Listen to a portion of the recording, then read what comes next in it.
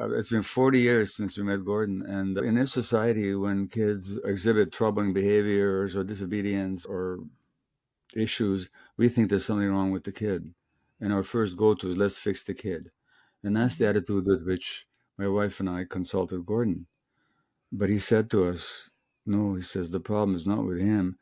His behavior and the troubling dynamics that he exhibits are a function of your relationship with him.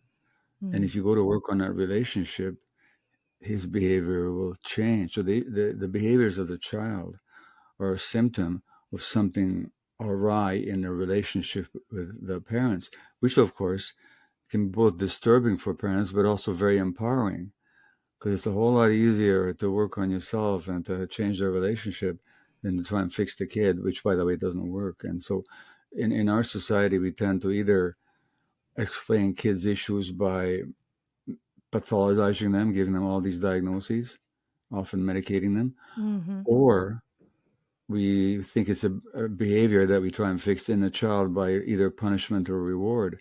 And what we're missing is that the child's behaviors and ways of being are a function and a product of our relationship with them.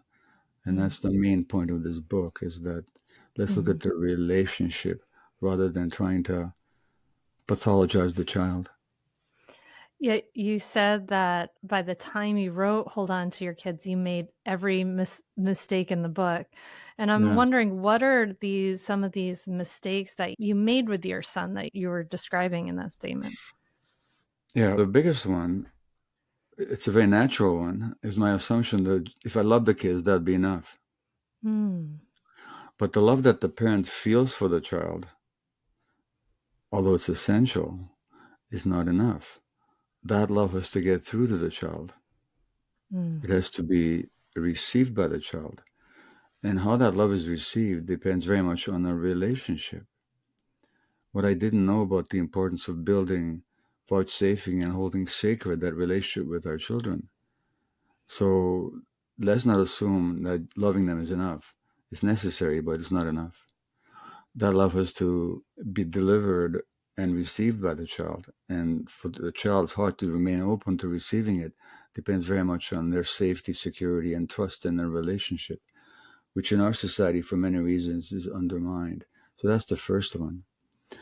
The second one, which we don't talk about so much in Hold On to Your Kids, I talk about in my other books, Mhm. is that our own emotional states very much affect the child. So that in order to take care of the child, I got to take care of myself and how I Mhm. live my life and what my relationship is with my spouse, what the atmosphere is in the home, what's the emotional resonance in the home, not the child, because the kids are wired into our emotional states. So taking care of our own emotional states is absolutely essential.